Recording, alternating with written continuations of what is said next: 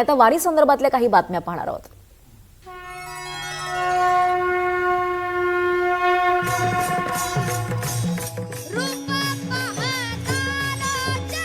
निघाला वैष्णवांचा मेळा, टाळ मृदुंग तुळशी माळा गळा, त्या विठुरायाचा लागला लळा, असा हा अनुपम्य रम्य सोहळा। बोलावा विठ्ठल, पहावा विठ्ठल।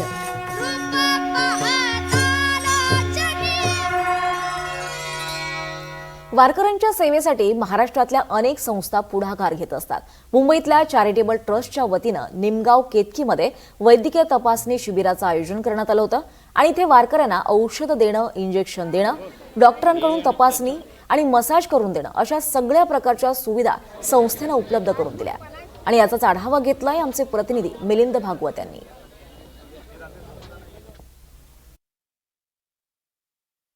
वारीच्या काळामध्ये वारकऱ्यांना कोणत्याही प्रकारची आरोग्य विषयातली अडचण आली तर नेमकं कुठे जायचं, तर जसं राज्य सरकारच्या वतीने वेगवेगळ्या ठिकाणी छोट्या मेडिकल व्हॅन्स किंवा रुग्णवाहिका तैनात करण्यात आल्या आहेत, तसेच अनेक ठिकाणी पालखी मार्गावर अशा संस्थांच्या माध्यमातून काही वैद्यकीय शिबिरांचं आयोजन केलं जातं आणि तज्ज्ञ डॉक्टरांच्याकडनं काही तात्पुरत्या स्वरूपातली औषधं आणि आवश्यक असेल तर अन्य प्रकारच्या तपासण्या इथे केल्या जातात। आत्ता इथला Vaishnav charitable and medical trust Mumbai यांच्या वतीने हा कॅम्प आयोजित करण्यात आलेला आहे आणि वारकरी त्याचा लाभ घेत आहेत। आपण डॉक्टरांना विचारूयात की काय त्यांचं हे आहे, कुठल्या प्रकारचे डॉक्टर त्यांना, कुठल्या प्रकारचे रुग्ण त्यांना भेटतात ते आपण डॉक्टरांच्याकडनं जाणून घेऊयात। डॉक्टर, फक्त एकच मिनिट, तुम्ही कोणकोणत्या प्रकारची औषधं इथे आणलेत आणि कोणकोणत्या प्रकारचे रुग्ण भेटत आहेत, काय साधारण तक्रारी आहेत वारकऱ्यांच्या? आता जे वारकरी जे लोक आले आहेत त्यांना जास्त करून त्यांना सर्दी खोकल्याचे त्रास सध्या खूप जास्त आहेत। पाण्याचं थोडं प्रमाण बदललं गेल्यामुळे त्यांना जुलाबाचे त्रास सध्या चालू आहेत सध्या आणि पोट साफ होत नाहीत, या सध्या तक्रारी खूप कॉमन झालेल्या आहेत, सर्दी खोकला आणि हे आहेत। बाकी वारकरी आणि खूप प्रवास करत आहेत त्यामुळे हातपाय दुखणे स्वाभाविक गोष्ट चालू आहे, त्या गोष्टी सगळ्या चालू आहेत आणि आम्ही सगळं सिम्प्टोमॅटिक ज्या औषधं आहेत म्हणजे 2 दिवसाची आम्ही औषधी देतो वारकरी लोकांना की त्यांना जे दुखणं जे आहे ते दुखणं त्यांना बरं व्हावं आणि ते पुढचा प्रवास त्यांना सुखकर व्हावा, त्यासाठी आमचा प्रयत्न चालू आहे, त्यासाठी आम्ही सेवा देण्यासाठी आम्ही आलो आहे।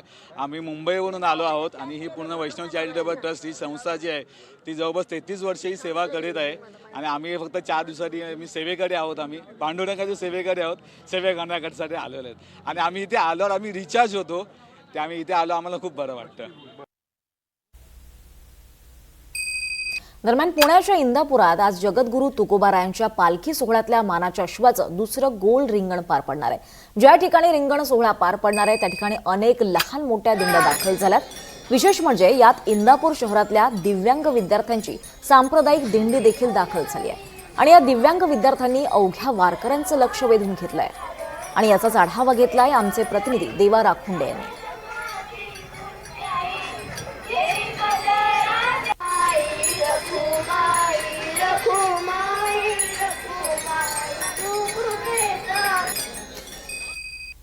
इंदापूरमध्ये जगद्गुरू तुकोबारायांचा पालखी सोहळा आज मुक्कामासाठी विसावणार आहे आणि इंदापूर शहरात तुकोबारायांच्या पालखी सोहळ्यातील मानाच्या अश्वाचं दुसरं गोल रिंगण जे आहे ते थोड्या वेळात पार पडतंय। मी गोल रिंगण सोहळ्याच्या ठिकाणी आहे आणि तुम्हाला ही या ठिकाणची दृश्य दाखवतो।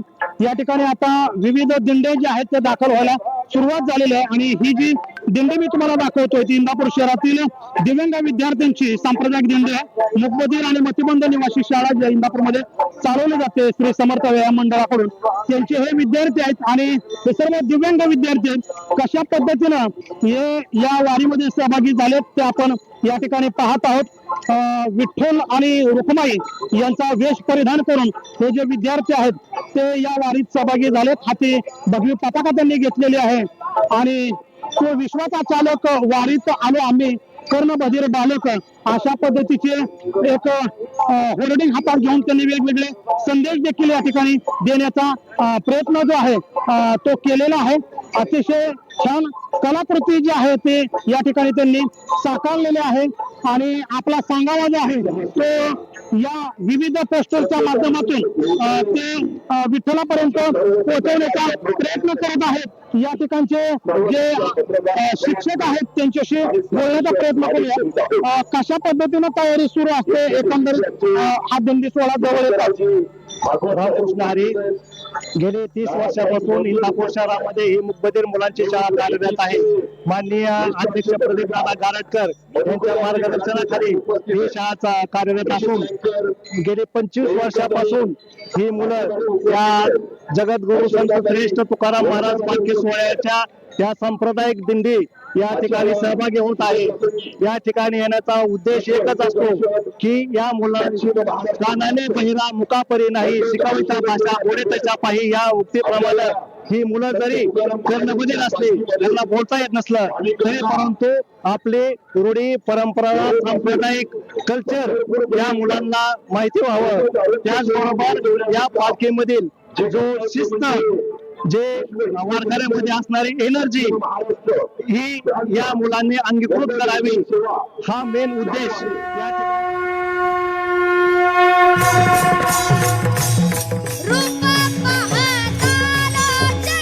निघाला वैष्णवांचा मेळा.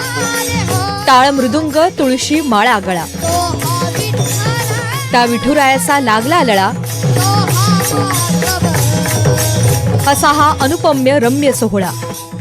बोलावा विठ्ठल, पहावा विठ्ठल.